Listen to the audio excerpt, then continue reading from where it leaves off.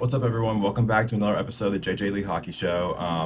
This was my third episode, I'm pretty sure, and it'll be once again another week of just talk, or just another episode talking about the NHL and what's been going on. Of course, the season started this week, so there's a lot to talk about. So let's get into it. The first thing I want to talk about though are some contracts because we've seen some contract extensions this week, as well as some like negotiations getting a little questionable. So let's get into it.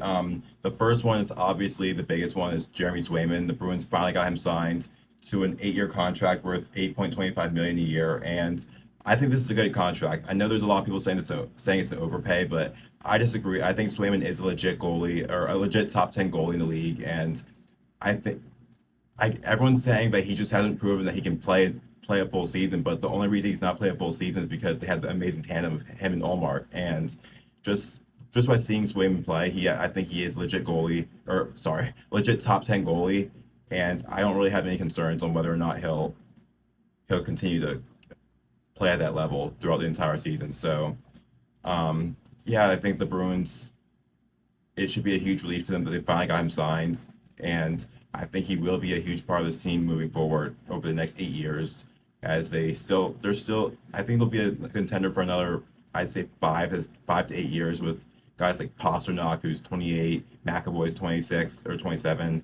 So they still have a few more years at least left, and I think losing Swayman would have definitely hurt them. So good for them getting him signed. On the other hand, now there's another goalie who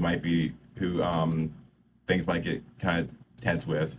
Igor Shesterkin, who apparently rejected an offer by the Rangers, 8 years, 11 million a year, and I have mixed feelings on this because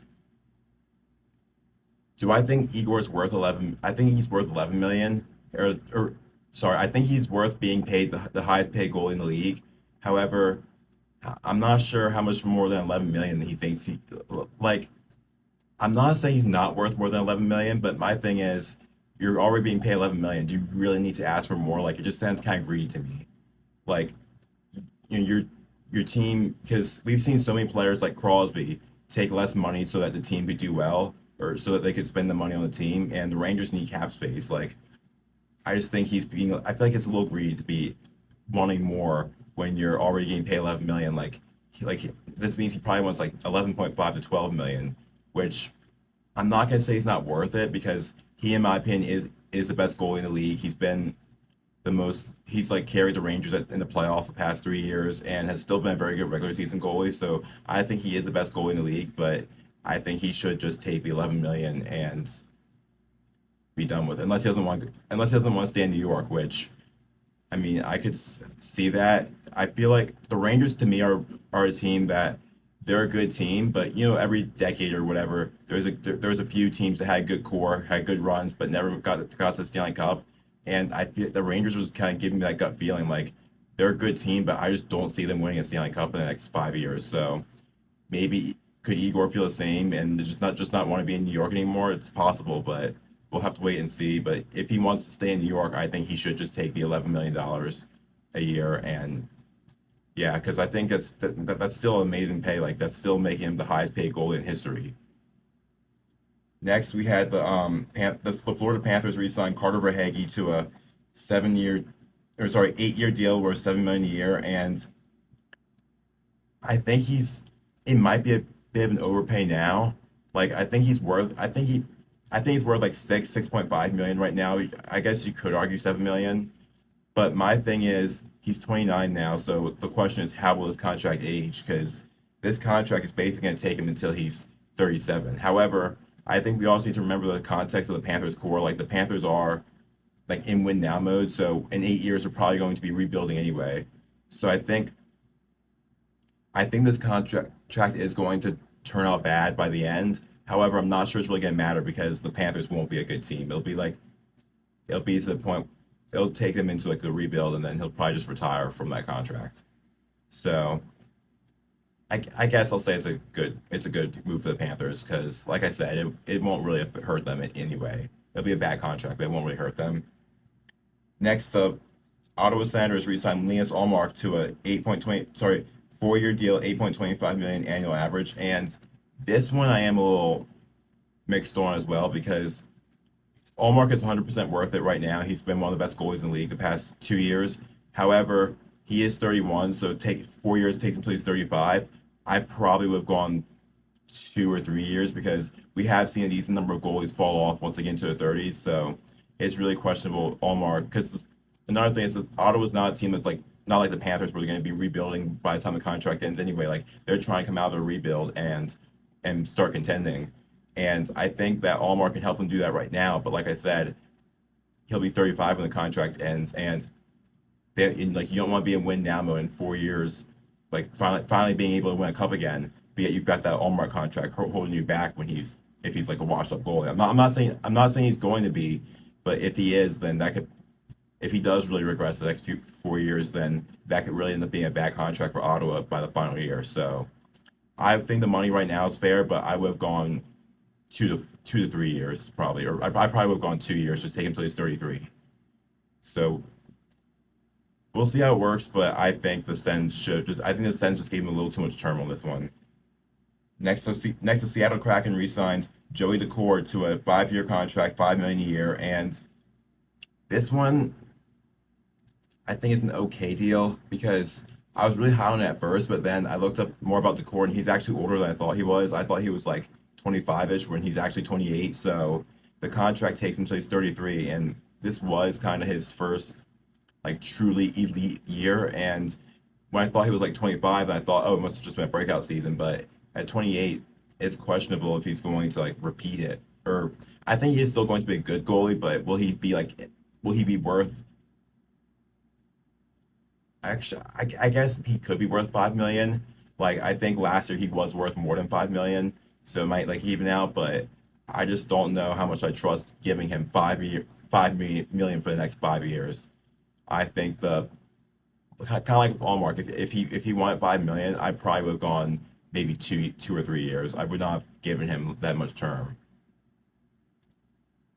And then for and then another goalie, we have the Minnesota Wild re-signed Jesper Wallstedt, one of the top goalie prospects in the league, to a 2-year deal, 2.2 million annual average, and I think that's a good bridge deal. He's 21 years old, one of the top goalie prospects in the league. My only thing I think they're doing wrong with Wallstedt is I think they should have brought him up this year.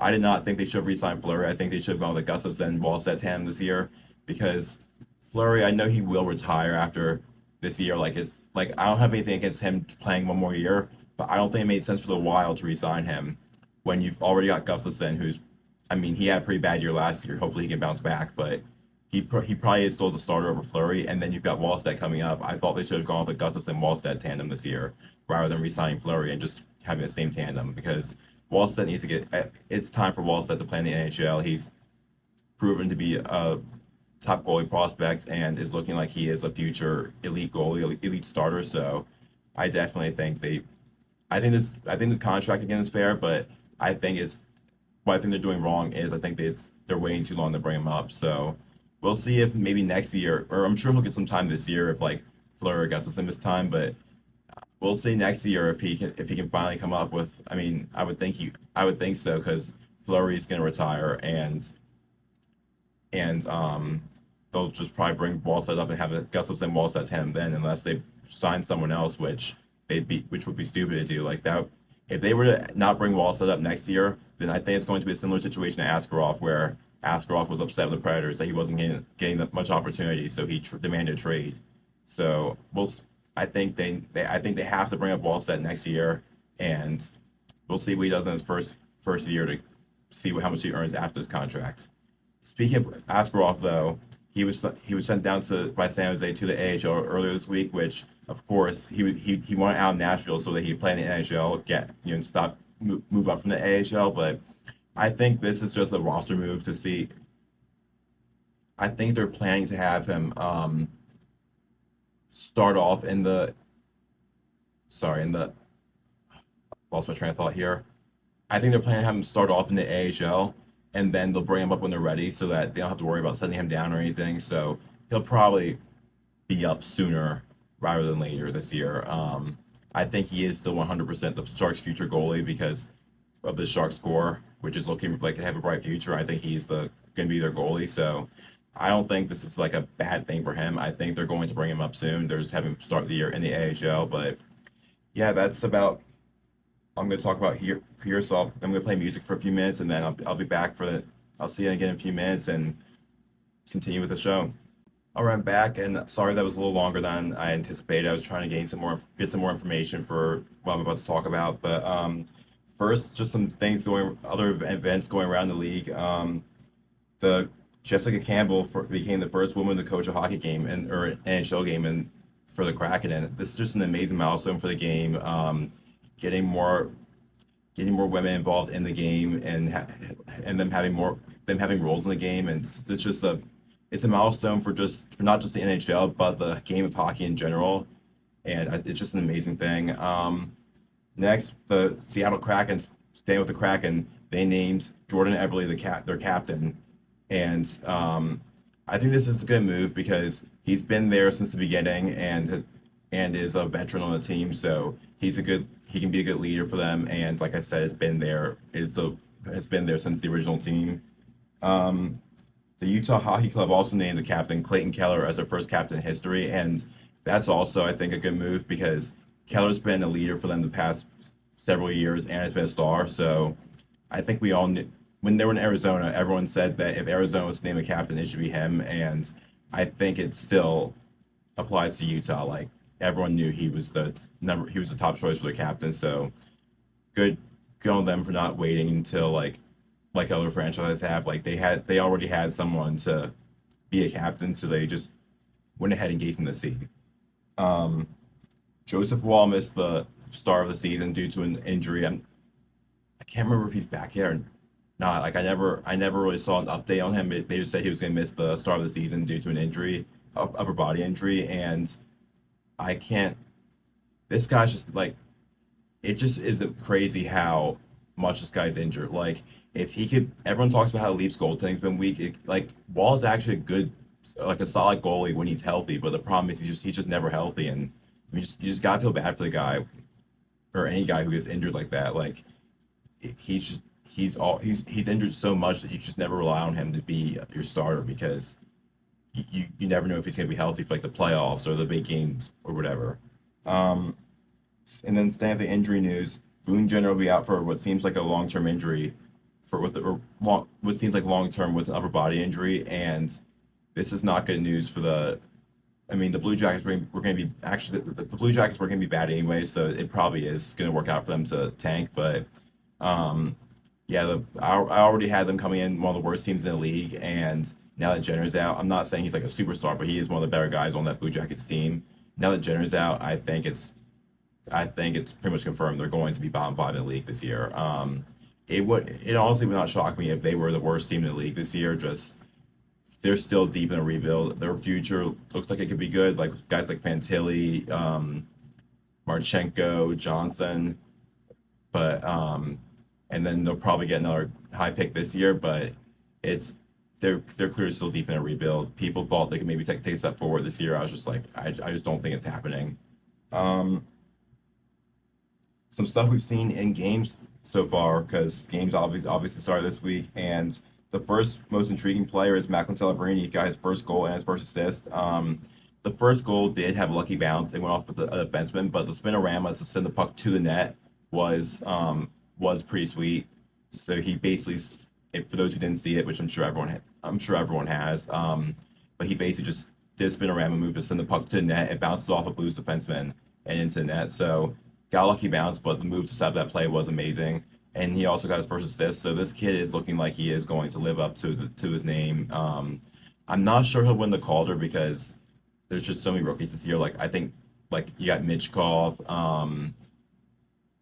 Gautier, Stankoven, but I think Celebrini will be a finalist for the Calder this year, and he'll the future's looking bright for him and for San Jose. That their core is looking amazing. Like I said when I was talking about Askarov a little while ago, they've got they probably have they could have the best future in the NHL with Celebrini, Askarov, Will Smith, um, Sam Dickinson, Quentin Musty. So yeah, and then moving on with stuff we've seen in the game so far.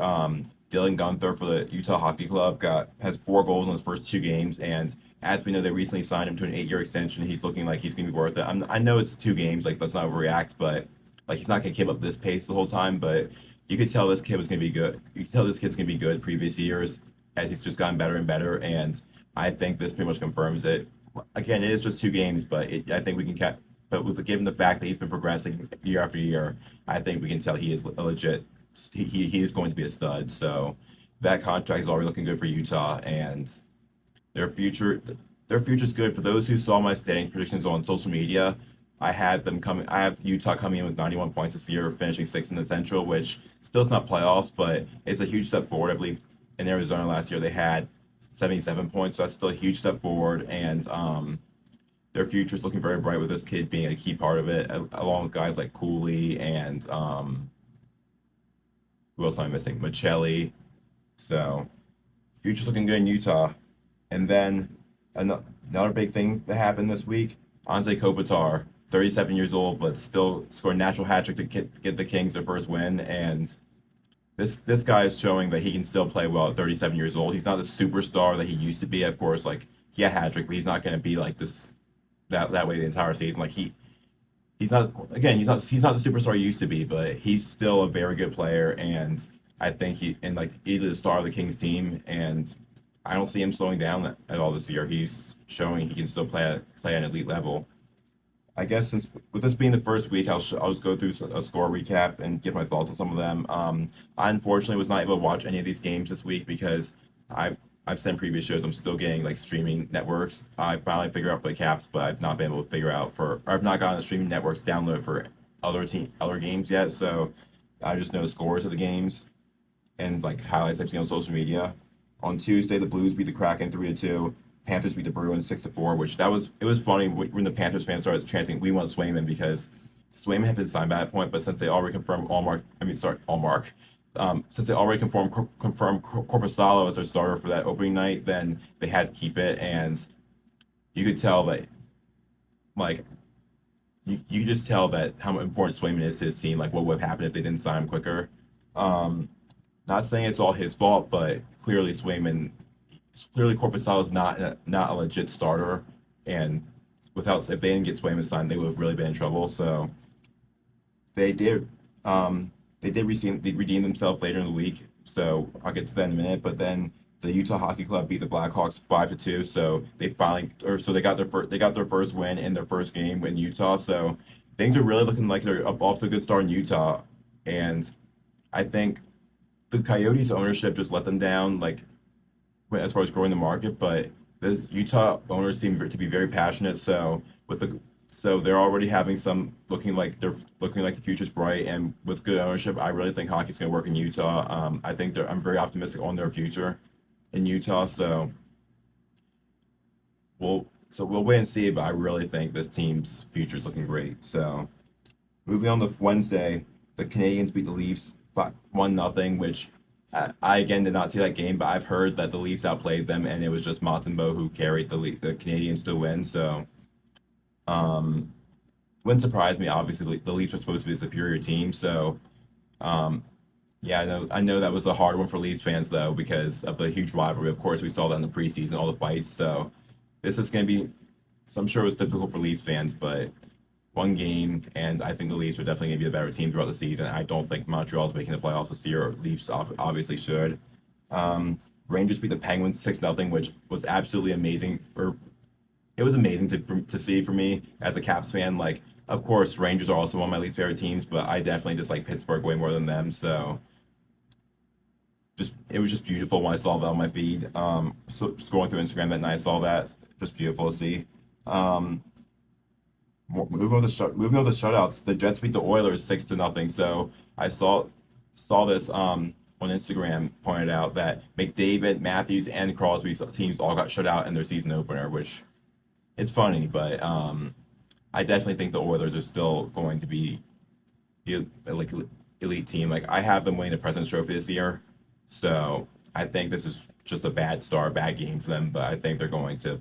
I wouldn't panic if they're any of these teams. Like it's one game, so I wouldn't like overreact. But it was just funny to see 3 shutouts happen the same night. 2 of them were like absolute blowouts, or actually no, two of them were both 6-0 scores. So it was so you had some high scoring games that night as well as some shutouts because as moving on, the Senators beat the Panthers 3-1. The Maple Leafs beat the Devils 4-2. The Islanders beat or sorry Utah Hockey Club beat the Islanders 5-4 in overtime. So like I said, Utah's future's looking great. Penguins beat the Red Wings on Thursday 6-3. Stars beat the Predators 4-3.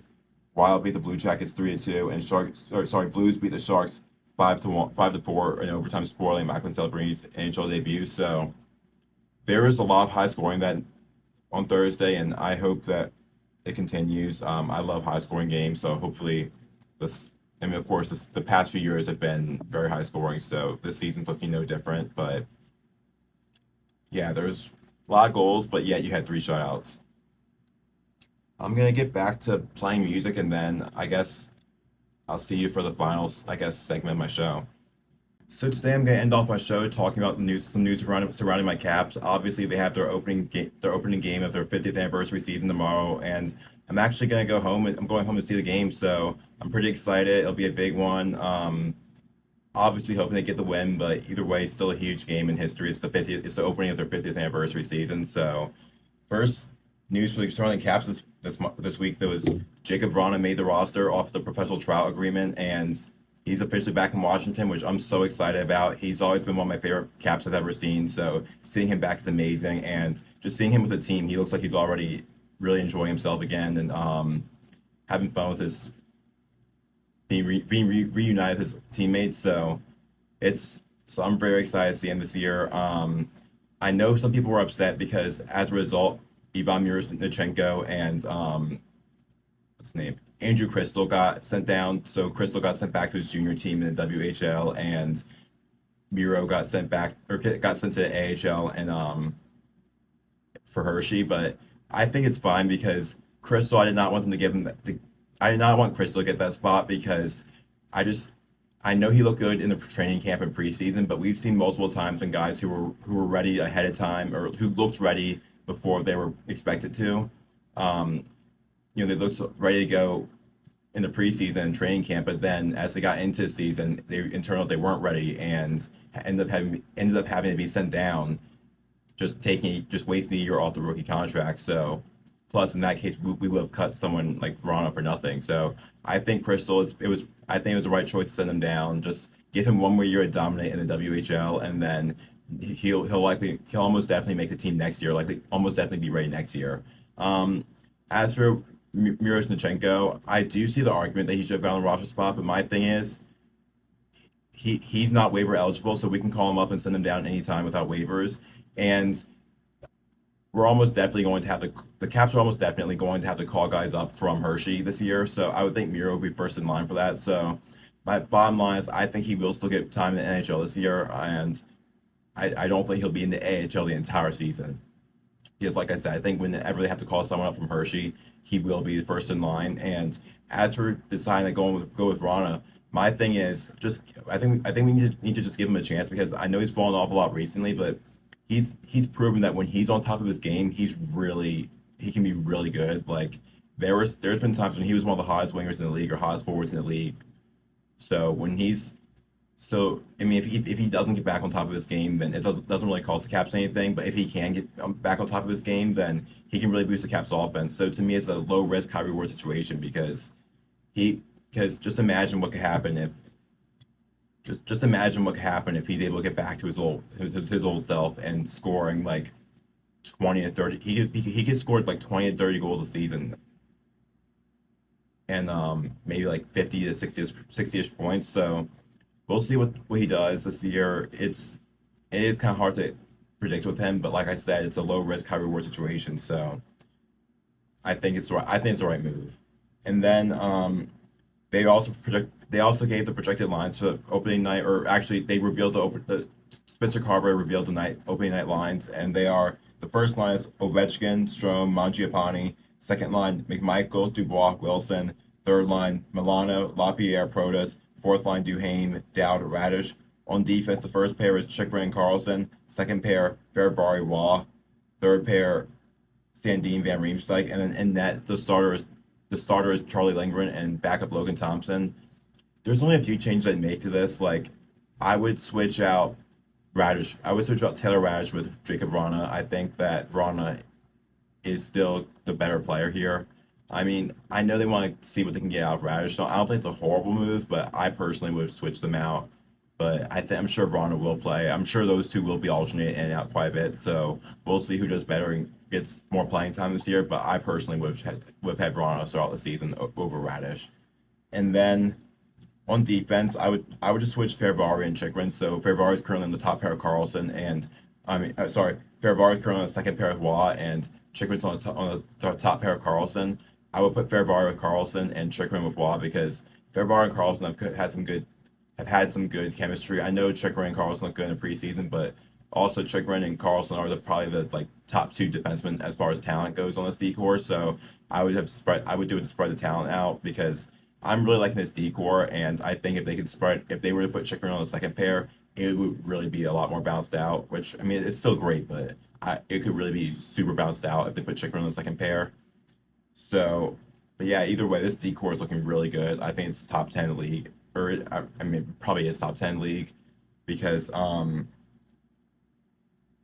like I said, you got Chikrin, you got Carlson, you got Waugh, and then the other three are still very good too. Like Van Riemsdyk, I think is very underrated. He's a very good like shutdown depth defenseman, or he's a guy that you'd want on your team if you're like contending for a cup. He blocks shots, he hits, he's great on the PK. Like he does everything you want in a like defensive defenseman. I'm not saying he's an elite defenseman or like deserves to be like a top pair guy, but he does a little everything defensively in my opinion. Matt Wall will be a huge addition to our decor. I'm hoping Sandin can have a bounce back year. When he got here in 2023 at the deadline, he was looking like he was going to turn to be a stud, but then kind of had a disappointing season last year. So we'll see what he does this year. Hopefully, he can be close to 2023 form. And then Carlson, Chikrin is obviously a solid top pair guy. Ferrari, I like to be on the top pair with Carlson, or he's a solid depth guy. And then Carlson is still, even as age, he's 34, but he can still play a lot of minutes. He led the entire league in ice time last year, and or ice time per game last year. And he's not the elite defenseman he was a few years ago, but he's still a very good player, very good defenseman. I'd say he's still top 25 in defenseman in the league. So I'm really liking our decor here. And then the goalie tandem is also looking good with Lindgren and Thompson. I think both are about the same caliber goalie. Lindgren obviously was better last year, but we'll see how much he repeats it. Which I don't expect him to do what he did last year, but I think he will still be a very good goalie. But yeah, that's about it. Just about out of time. So thank you for listening, especially if you've been here the whole time. And I'm about to head home actually, so I can see the Caps game tomorrow. I'm hoping it'll be a good week and hopefully we get the win. But I'll I'll see you guys next week. And once again, thank you for watching.